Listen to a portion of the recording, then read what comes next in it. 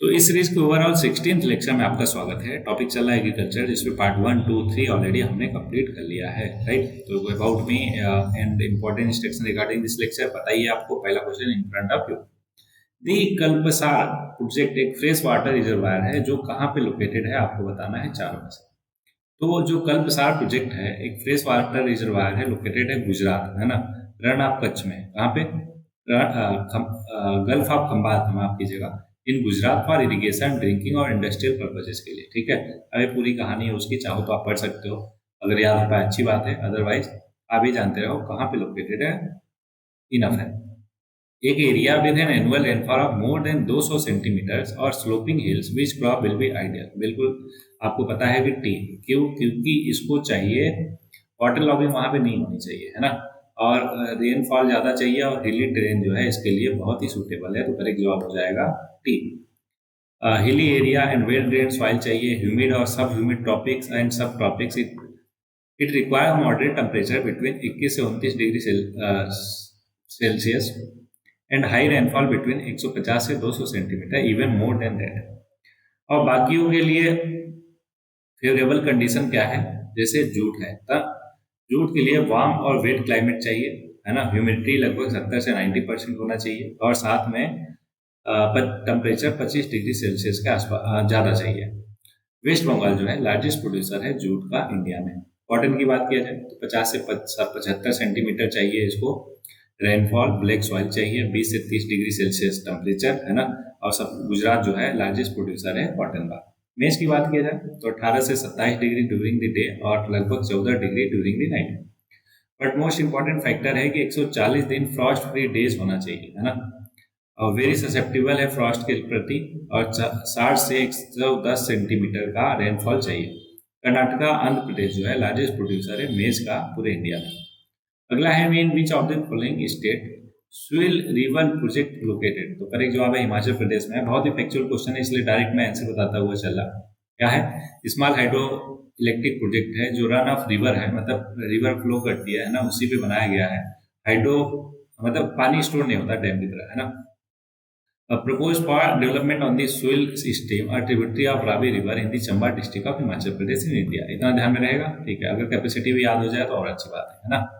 Next है कि pink revolution is associated with. Pink revolution अभी हमने देखा कि पिंक रिवोल्यूशन जो है वो ओनियन से रिलेटेड है, ठीक है। तो प्रोडक्शन ऑफ ओनियन को बढ़ाने के लिए 1970s के टाइम पे इसको स्टार्ट किया गया, जिससे मिलियंस ऑफ फार्मर जो है वो हेल्प हुई इम्प्रूव करने में ओनियन प्रोडक्शन। और साथ में दुर्गेश पटेल जी को फादर ऑफ पिंक रिवोल्यूशन कहा जाता है ना। अगला है cotton fibre are obtain from. Cotton के जो फाइबर है वो ऑब्टेन किससे किए जाते हैं? सही जवाब है सीड से किए जाते हैं, ठीक है। तो कॉटन एक सॉफ्ट फ्लफी स्टेबल फाइबर है जो ग्रो करता है बोल या फिर प्रोटेक्टिव केस में around the seeds of the cotton plant. जो fibre is almost pure cellulose. Cotton क्या है? खरीफ क्रॉप है। कॉटन फाइबर ऑब्टेन किया जाता है seed part of the flower से। The raw fiber are separated from the seeds by a process जिसको ginning बोलते हैं, है ना। Egyptian cotton is hand picked which guaranteed the highest level of purity. India जो है एक कंट्री है जहाँ पे ऑल 4 वैरायटी ऑफ कॉटन को कल्टीवेट किया जाता है, जिनका नाम इस प्रकार है। गोसिपियो मार्बोरियम एक है, हर्बासियम या फिर इसको एशियन कॉटन भी बोलते हैं, और जी बारबाडेंस इजिप्शियन कॉटन है, और जी हिरसुटुम अमेरिकन अपलैंड कॉटन है। चारों टाइप की कॉटन जो है हमारे इंडिया में मिलती हैं। अगला है इंडिया है the shortage of pulse but not of protein. हाँ बिल्कुल सही बात है कि हमारे पास जो है पल्सेस का शॉर्टेज है, लेकिन प्रोटीन का नहीं। क्यों? क्योंकि हमने उसकी जगह पे, पल्सेस की जगह पे बाकी जैसे कि मीट, फिशेस, है ना, बाकी चीज़ों को, बाकी चीज़ें यूज करते हैं। That's why we are not in the shortage of protein. There is a priority in demand of pulses. Pulses की तो डिमांड है, बिल्कुल सही बात है, लेकिन करेक्टली एक्सप्लेन नहीं कर रहा। That's why the correct option should be B. देखते हैं एक्सप्लेनेशन क्या बोलता है। प्रोडक्शन ऑफ पल्सेस जो है राइज किया है पास्ट में बाई 65%। 2009-10 से कंपेयर करें अगर 20-21 का, तो 65% से इंक्रीज हुआ as per third advance estimate given by the union minister of agriculture and farmer welfare का 25 मई 2021 को। Overall growth is not enough to meet domestic demand, which has been met by the import since 1981। मतलब 1981 से जो है हम import कर रहे हैं पल्सेस का, अभी भी हमारा डिमांड पूरा नहीं हो रहा। Food sources include meets, fishes, poultry, eggs और डेयरी प्रोडक्ट्स। तो ये सारा कुछ प्रोटीन नीड ऑफ इंडिया को फुलफिल कर रहा है, ठीक है, इन प्लेस ऑफ पल्सेस, ठीक है। इसलिए पहला एसेशन जो है बिल्कुल सही है। Pulses are regarded as poor man's meat because of their high nutritional value and low cost, therefore there is a priority in demand of pulses. इसलिए रीजन करेक्ट है और and is correct explanation for assertion, मतलब जो हमने यहाँ B बोला नहीं हो, बी नहीं ए होगा, माफ कीजिएगा यहाँ पे गलती हुई। क्या कि there is priority in demand of pulses, ऐसा क्यों? क्योंकि ये पुअर्स का मीट कहा जाता है, क्या? पल्सेस, है ना, दैट्स वाई। और ज़्यादातर पॉपुलेशन है डिमांड करती है पल्सेस का, ठीक है, इसलिए रीजन भी सही है। अगला है Baglihar Hydro Power Project. The issue of which was raised by the Pakistan before the World Bank is being constructed इस रिवर पे, झेलम रिवर पे, है ना। तो पाकिस्तान देखो वर्ल्ड बैंक के पास भागता भागता गया कि नहीं नहीं ये लोग डैम बना रहे हैं, देखो ये हो जाएगा, है ना। ये लोग जो है इंडस ट्रीटी का, है ना, वो कर रहे हैं, ये कर रहे हैं, ये सारा कुछ उसने बोला। तो ये क्या है पहले समझ लेते हैं। बागलीहार हाइड्रो पावर प्रोजेक्ट क्या है? Run of the river power project है चेनाब रिवर में, Ramban district of Jammu and Kashmir, India. It has a total capacity of 900 megawatt और कंसिस्ट करता है 2 stage of 450 megawatt each. Project जो है कंसीव किया गया था 1992 में, अप्रूव किया गया 96 में और कंस्ट्रक्शन बिगिन हुआ 99 में। लेकिन it it has been a matter of dispute between India और पाकिस्तान। पाकिस्तान क्लेम करता है कि प्रोजेक्ट वायलेट करता है इंडस वाटर ट्रीटी को, जो अभी as of 2025 after Sindoor operation उसको हमने अबेयंस में रख दिया है, राइट, पता ही होगा आप लोग, which regulate the usages of the Indus river system by two countries. Pakistan raised 6 objections to the World Bank, a broker and signatory of the treaty का 2005 में. After a series of negotiation or arbitration, some design changes were made to the project to address Pakistan concern. First stage of project जो है complete हुआ 2008-9 में और second stage complete हो गया 2015-16 में. About 1/3 of the India's cattle population is found in the 3 states. वो 3 state हैं, यूपी, वेस्ट बंगाल और मध्य प्रदेश, ठीक है, ये 3 है। कहीं दिख रहा? हाँ, सेकंड ऑप्शन दिख रहा, करेक्ट ऑप्शन हो जाएगा बी, है ना। अगर हम 2000 the life stock census has been conducted in the country periodically since 1919 से 20 से अभी तक हो रहा periodically. It has been conducted once every 5 year, हर 5 साल में एक बार होता है। 20th लाइफ स्टॉक सेंसस जो 2019 में हुआ था उसके कुछ इंपॉर्टेंट फाइंडिंग इस प्रकार हैं। क्या कि टोटल लाइव स्टॉक पॉपुलेशन इतना है 535.78 मिलियन इन दी कंट्री, जो कि इंक्रीज हुआ 4.6% ओवर लाइव स्टॉक सेंसस जो 2012 में हुआ था।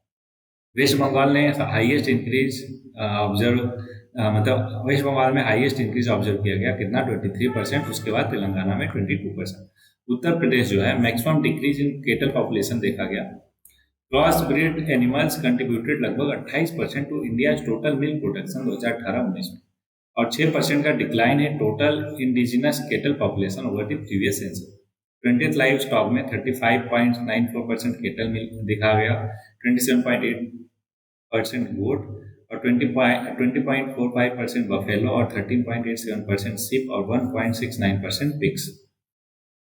अगला question, which of the following pair is correctly match? देखो इरी सिल्क मैंने आपको पहले ही बताया था आसाम में सबसे ज्यादा मिलता है, सही जवाब है। और मुगा सिल्क भी आसाम में सबसे ज्यादा मिलता है, अरुणाचल प्रदेश में नहीं। मुलबेरी सिल्क सबसे ज्यादा कर्नाटका में मिलता है, ऑलरेडी मैंने बताया था। और तसार सिल्क जो है झारखंड में सबसे ज्यादा मिलता है। होपफुली यहाँ पे सारा कुछ आपको रिवाइज में होगा, है ना। तो आसाम जो है कंट्रीब्यूट करता है 65% of countries total eerie production. Eerie silk worm जो है mostly found in tribal area of Assam. Eerie जो नाम है वो ड्राइव किया गया असमीज वर्ड ईरा से, जिसका मतलब होता है castor. This is because the silk worm feeds on the castor plants. Top producing state muga silk का आसाम है, और ईरी का भी आसाम ही है, मुलाबेरी का कर्नाटका है और तेसार का झारखंड है। और मुलाबेरी कितना मिलता है? आई थिंक 73% लगभग जो है मुलाबेरी सिल्क है, टोटल 100% सिल्क प्रोडक्शन है ना। विच of the following is the oldest hydro power station in the India? Correct जवाब है शिवा समुद्रम, है ना। करीब 1903 या इसके आसपास जो है इसको कंस्ट्रक्ट किया गया था। कहाँ पे ये किया गया था? कावेरी रिवर पे, near the Shiva Samudram fall in Karnataka. Power station के पास कैपेसिटी है 42 मेगावाट और कंसिस्ट करता है 2 यूनिट। कौन कौन सा?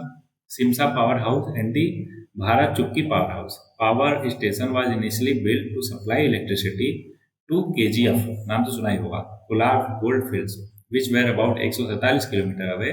It was also the first hydroelectric power project in Asia transmit power over such a long distance. उसके बारे में बाकी तीनों ऑप्शन में जो थे उसका यहाँ पे डिटेल दिया है। आपको क्या करना है, नाम है ना, नाम कहाँ पे लोकेटेड है और कब स्टार्ट किया गया, ये तीन चीजें आपको ध्यान में रखनी है। ठीक है, क्या है, मायूरक्षी हाइड्रो पावर स्टेशन कहाँ पे है, Masanjore near Dumka in the state of Jharkhand, Jharkhand में है। 1955 में स्टार्ट किया, कमीशन किया गया। और माचकुंड हाइड्रो पावर स्टेशन जो है वो है Duduma fall on the Machkund river between the Andhra Pradesh और उड़ीसा बॉर्डर, जब कमीशन किया गया 55-56 में। और पल्ली वसल हाइड्रो पावर स्टेशन जो है लोकेटेड है Mudirapuzha river in Kerala, India. It is the first public sector hydro power project कब हुआ था, 1940 में कमीशन हुआ था, है ना। ओके, अगले क्वेश्चन पे बढ़ते हैं। ये स्लाइड जो है ऐसे ही गलती से लग गया, इसलिए अगले क्वेश्चन पे बढ़ते हैं। बैलेंस फर्टिलाइजर यूज किया जाता है क्यों?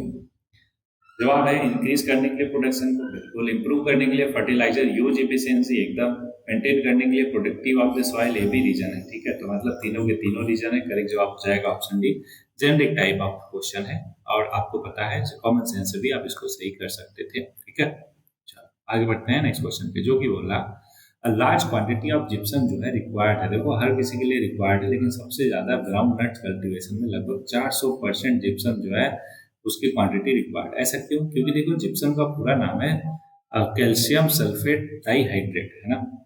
कैल्शियम सल्फेट डाइहाइड्रेट क्या है, अर्लीस्ट फॉर्म ऑफ फर्टिलाइजर है। जिस्टम माफ कीजिएगा, gypsum is a moderately soluble source of essential plant nutrient जैसे कैल्शियम और sulphur, and it can improve overall plant growth. Gypsum क्या देता है, कैल्शियम और सल्फर, जो कि रिक्वायर्ड बाय ग्राउंडनट क्रॉप है। तो जिप्सम रिक्वायरमेंट यहाँ पे दिया है कि करीब 50% जिप्सम रिक्वायरमेंट होता है राइस के लिए, पार्सम के लिए 25%, वीट के लिए 25-50, 100% डिपेंड करता है सॉइल की हेल्थ कंडीशन पे।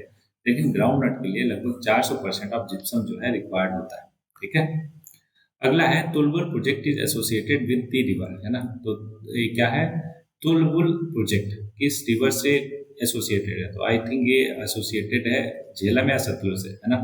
देख लेते हैं, यहाँ पे थोड़ा सा कंफ्यूजन मेरे को भी है कि नेविगेशन लॉक कम कंट्रोल स्ट्रक्चर है mouth of the Wular lake, है ना, which is the largest fresh water lake in the India.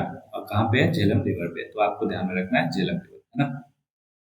Reason for low productivity in Indian agriculture क्यों है? पहला, ओवर क्राउडिंग इन एग्रीकल्चर, बहुत सारे लोग एग्रीकल्चर में लगे पड़े हैं, जबकि उनके पास स्मॉल लैंड होल्डिंग है। ऐसा भी नहीं कि बहुत बड़े बड़े खेत हैं, नहीं, स्मॉल लैंड होल्डिंग है, फिर भी ओवर क्राउडिंग है उसमें। और साथ में अभी भी most of the population traditional agriculture practices कर रही है। तो तीनों के तीनों रीजन है क्या, लो प्रोडक्टिविटी इन इंडियन एग्रीकल्चर। ठीक है, जनरिक क्वेश्चन ये भी था और आप कॉमन सेंस से भी इसको सॉल्व कर सकते थे। तो बस इतने ही क्वेश्चन थे इस लेक्चर में। होपफुली आपको एक एक लेक्चर बहुत ही बेहतर ढंग से क्लियर होंगे। तो आज के लिए कोट है कि keep your eyes open and try to catch people in your company doing something right, then praise them for it. देखो ये बहुत ही बेसिक चीज है कि हम क्या करते हैं कि सब कुछ ऑब्जर्व करते हैं, देखते हैं, लेकिन अगर कोई अच्छा करता है ना तो उसको अप्रिसिएट करने से बचता है।